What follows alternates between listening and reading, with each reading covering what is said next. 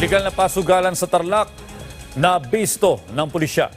Higit 70 individual kalaboso. Yan ang report ni Ryan Lesiges.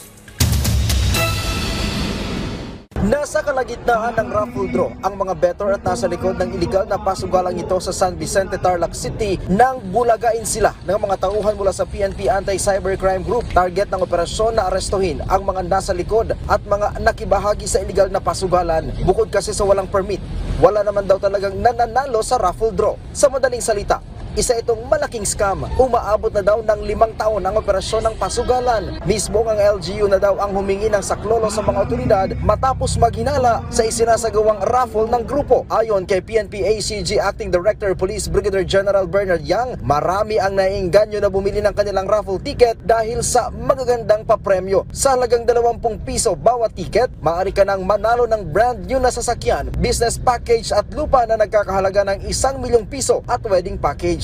Sa nasabing operasyon, 74 ang unang naaresto na pawang nagpapatakbo sa pasugalan.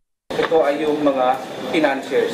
We have arrested 3, 18 admin staff, 46 head distributors, 19 distributors, 11 agents.